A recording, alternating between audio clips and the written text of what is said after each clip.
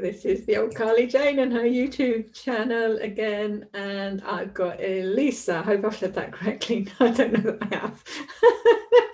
So we're back on the old channel again. We're talking to different people. Oh, you got your dog barking now. That's live. Yes, it's not my dog; it's the neighbor's dog, and I can mute that out.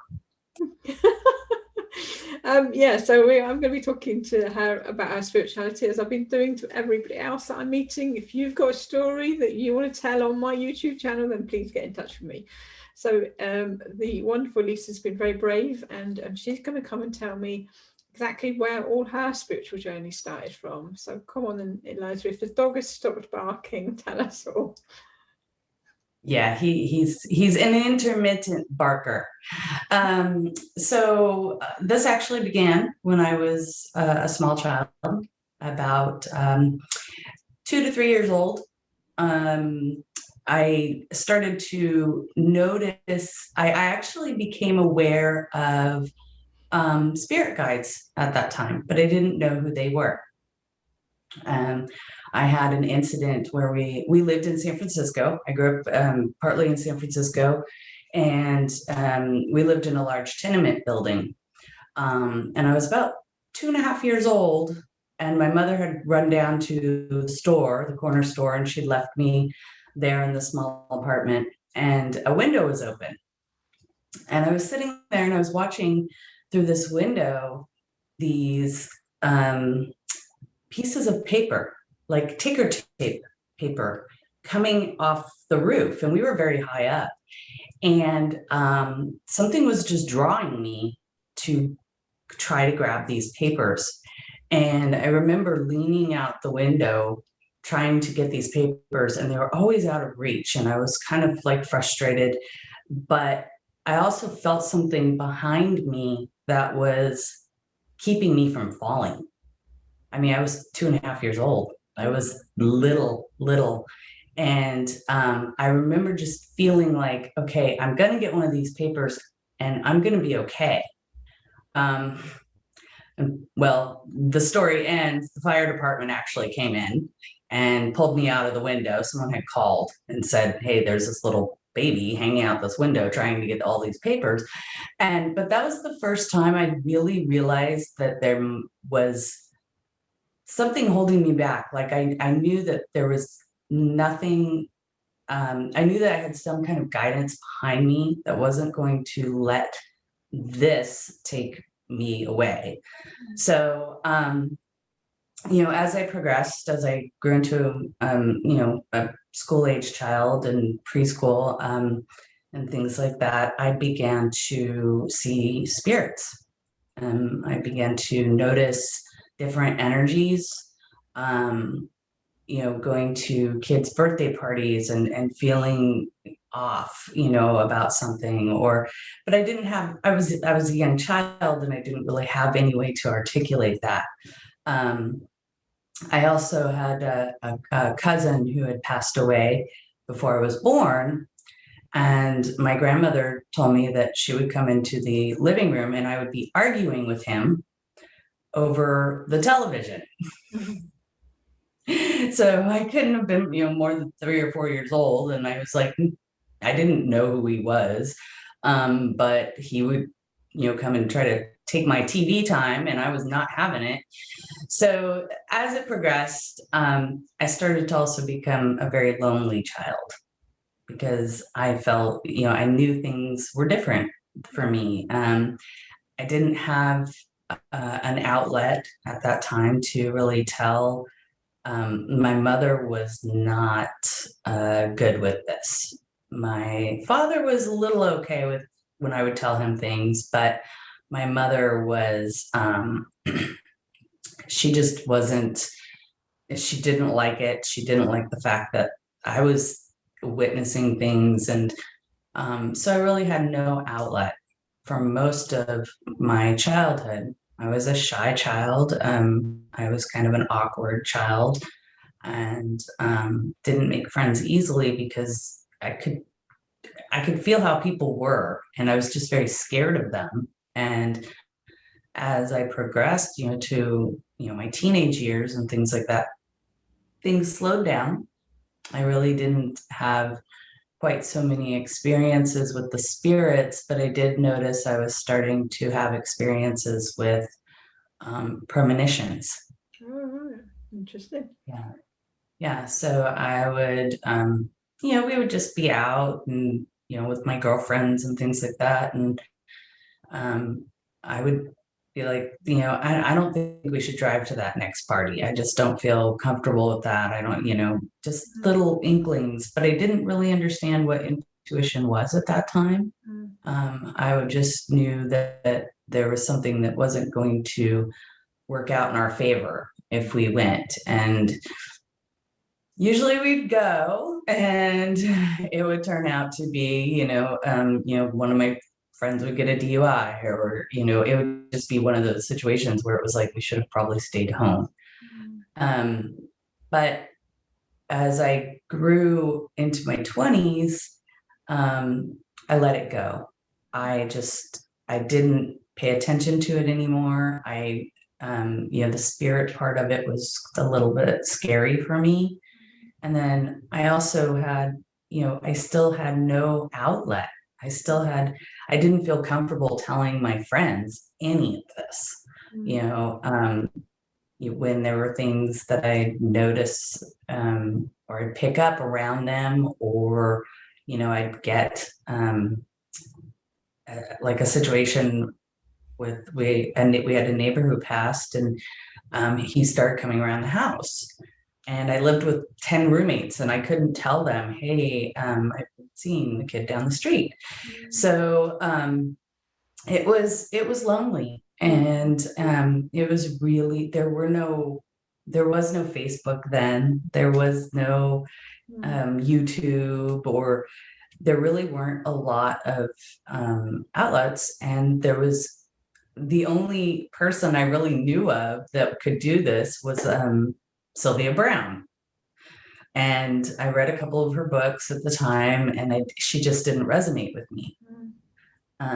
So that was another thing, was finding guidance that felt comfortable to me and felt open and clear, and an understanding of what someone else who understands what I'm going through without putting their self above what I'm going through, if that makes sense. Where did you go then? Who did you find? So I actually, I let it go for a really long time. And when I was married to my first husband, we lived in Utah, and I would tell him things that were going on, just little premonitions and things like that. And he started to say that, it's like, maybe you caused that to happen. Maybe that's your fault. And so that really was, that put me back, 10 steps into the closet. Yeah. And so in 2009, he and I divorced, and it was like the skies opened up when I left. I mean, everything was coming back, and it was coming back really quickly and really a bit overwhelmingly. Like, my guides were like, okay, you're free of that. We're going to start working on you. That was how I felt.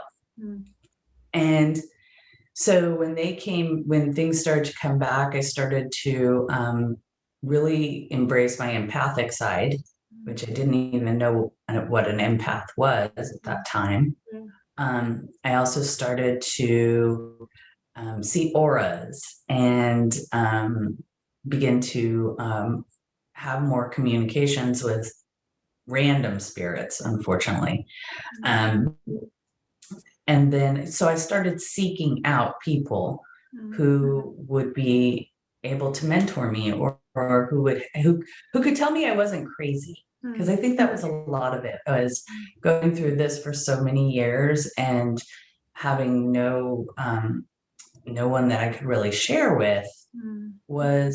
It was a private struggle. It was like, just being in the spiritual closet. And so I started to seek out mentors, and some of them were very, they were they would charge quite a bit, and I really couldn't afford to, go once a month at $300 type of thing and have someone, tell me their experiences more so than just, I needed to, like, a spiritual psychiatrist, I guess you would say. I just needed that person to listen and to give me some guidance. So that all started in 2009, and then it progressed, and then I kind of slowed down a little bit. I had some interesting experiences. My nana, my great grandmother, played piano, and she played for vaudeville. And one day my sister sent me a video of her, and it was so sweet. It was the most beautiful video, and it's like from the like 1940s, and I got nostalgic thinking about my grandmother and my nana, and that whole rest of that night I could smell my grandmother's horrific perfume. She she just had that great grandma perfume, and all night long I could smell it, and it just felt so comforting. And this was shortly after I had left my husband, and it really dawned on me that feeling of being so close to her and feeling and smelling that perfume all night and just having that connection really flipped a switch in me. And it really made me decide that, okay, I'm going to take baby steps and I'm going to pursue this because it's been with me my whole life, and it wouldn't keep coming back if there wasn't a reason, right?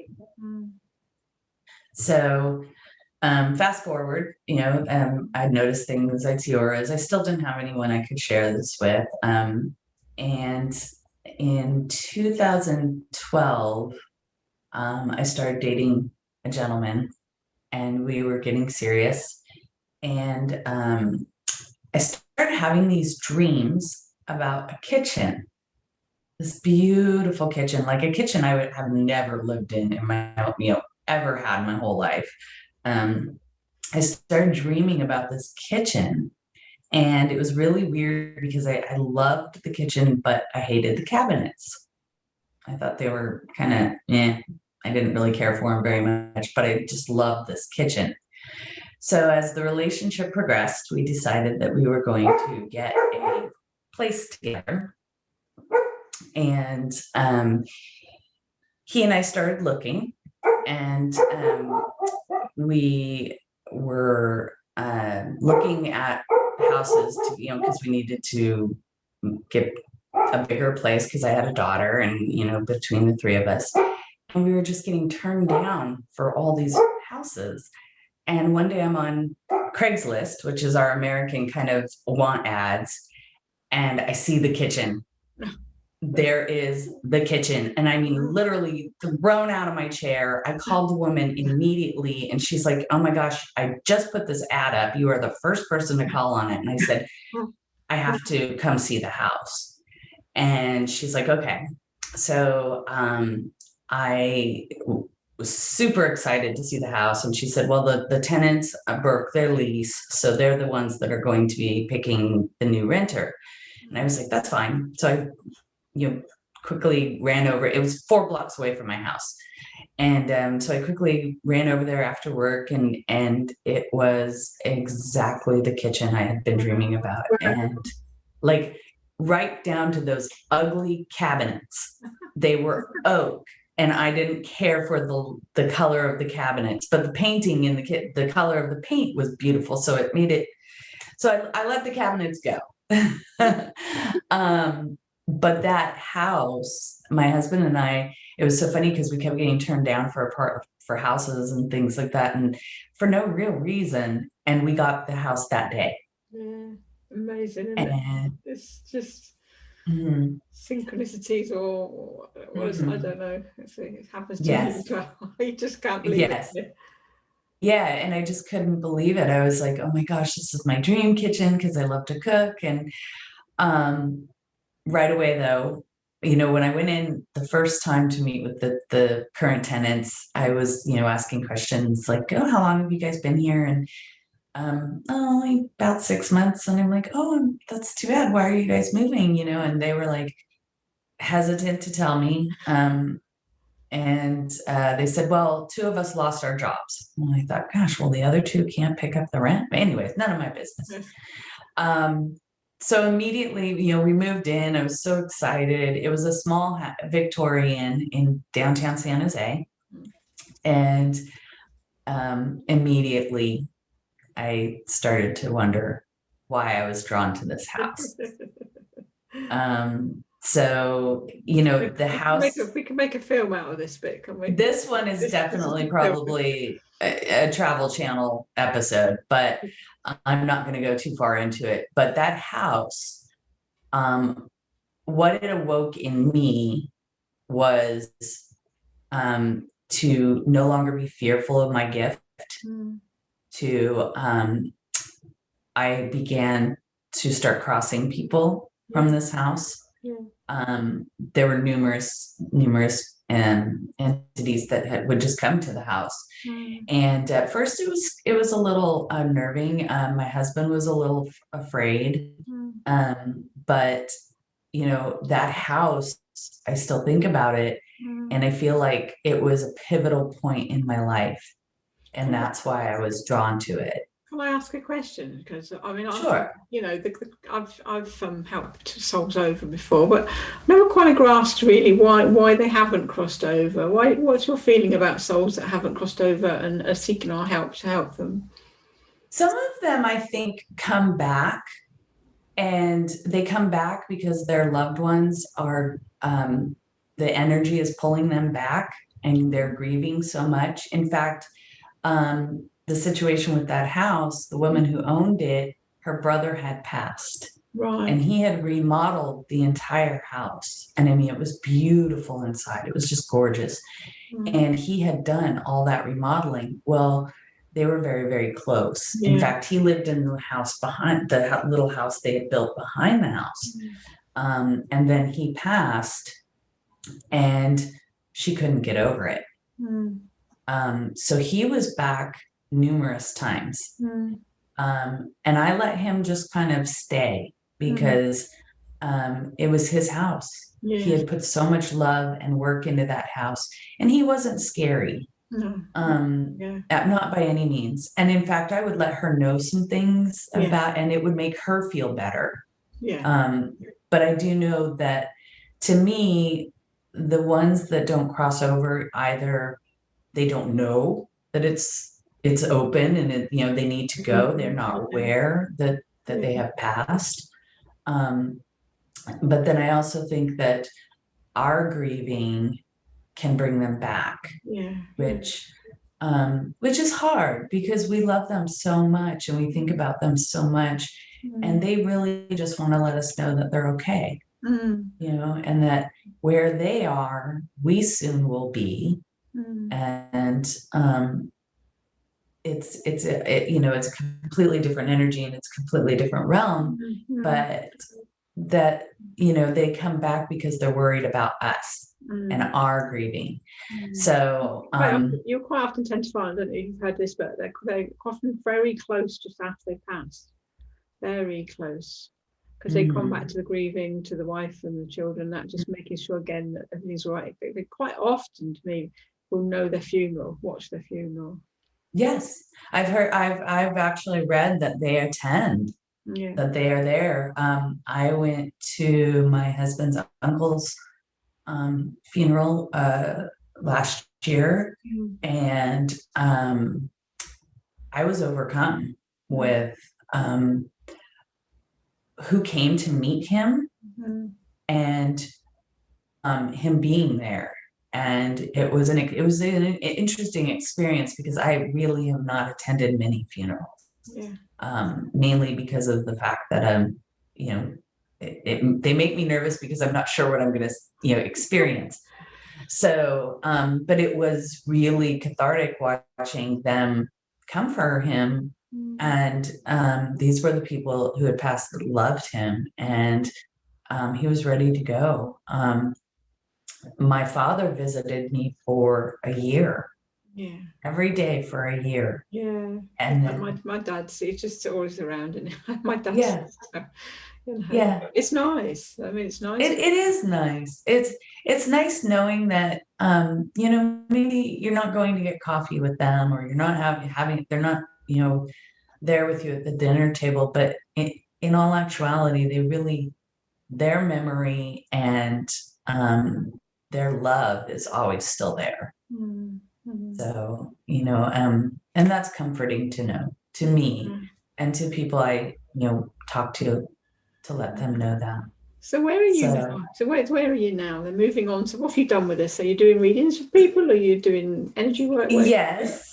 yes, I've begun the reading process. I have this wonderful mentor. Her name is Carly Jane. Oh, Um, lucky me. Go figure. And I have to say, after having met so many mediums here in the US and kind of being a bit off put by them, and just their vibration doesn't feel the same as for me. I do have a number of friends I've made on Facebook. I'm grateful for Facebook because it really has opened things up. I love finding like-minded people, and I'm in a couple of groups. But I followed Julian Jenkins. He was kind of where I started. Yeah. And I absolutely love the man. I think he's just brilliant. I love his thought process. His lilting voice puts me to sleep during meditation. But I do get something out of it, apparently, in my subconscious. But he was the first one that I really found about 3 years ago. And I started taking his courses, and they resonated with me. They made sense. They were definitely, I'm going to teach you everything that I know, and we are going to grow together. So I don't, and then branching out, I found you, which has been just amazing because it's given me tons of confidence in my readings and being able to connect. That connection is something that I believe we all have it. Yeah. I think that just many people go through life not really knowing what's this weird, why am I picking up this, and they just ignore it. And I spent a lot of time doing that until I had that pivotal moment where I was, in that house and realizing that this is now it's been what I've been hiding from my whole life, but it's what it is going to now become my whole life. If that makes It's better sense. to be working with it rather than sort of avoiding it all the time, isn't it? It's much easier when you're actually working with it. Yeah. And yeah, because avoiding it makes it harder to live with. It does, yeah. The times I've kind of dropped it and kind of stepped away for a bit because of earthly things. Actually, what I realised was I should have pulled them closer to help me. But you don't. Sometimes you step away and go, I can't do the spiritual stuff. You need to drop and actually just bring them closer. I need a break. Yeah. But actually, when you need a break, just bring them closer. Just have some time off, but bring them in. Have your own time with them instead of using them for other people. Absolutely. And I have now, I've actually gone through a couple of spirit guides.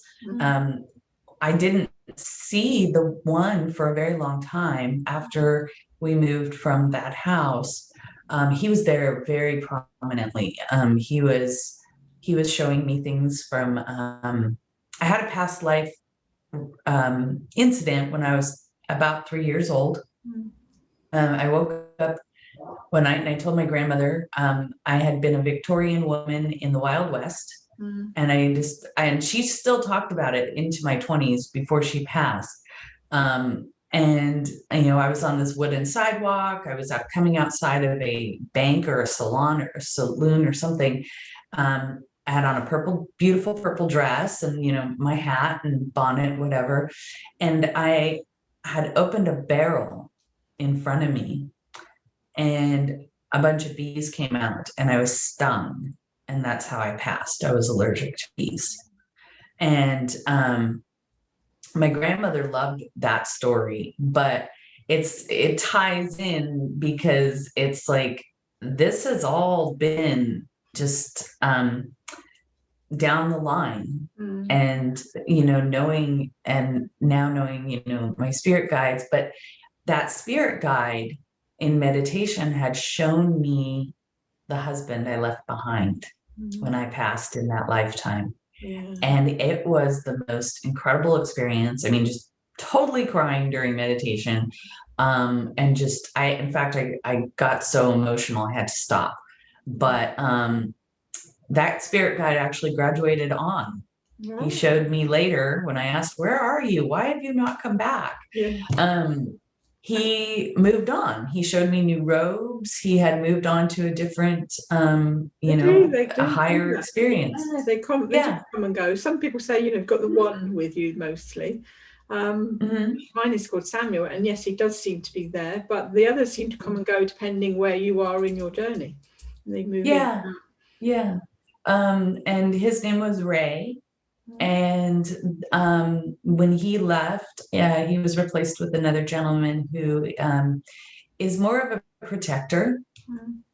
Very big. He reminds me of Andre the Giant. I don't know if you remember him. Oh, he was a famous wrestler in the US back in the 70s. But yeah, he's very much a protector. He has a great sense of humor, which I need and I love. And it's nice to be able to connect with them. And I do it every day now, just before I start my day, to just kind of ask, what do I need to learn today, and what can I teach today?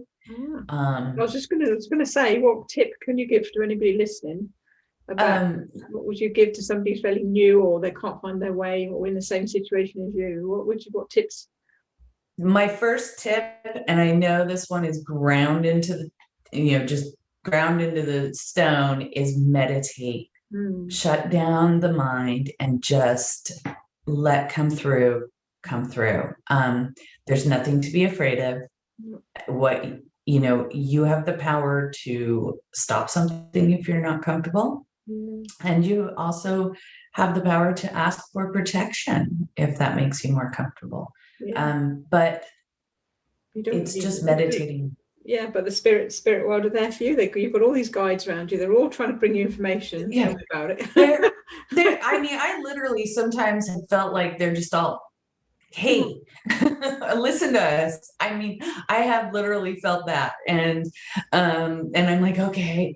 But sometimes they play charades. They're a little hard to completely understand, because if you're fortunate enough to be able to hear them, so you see them, you hear them, you feel them, it is sometimes a little bit of charades, but honestly, that gives me an idea for a meditation coming next. Now I need to do a spirit guide meditation on YouTube, I think. Good. That would be wonderful. Good. I would love to see that. I think I would follow, just circle around and end it out with meditating, trusting in yourself, and trusting in the divine, and also trusting in the loved ones behind you. Your ancestors are there. They're still there to keep you on the right track.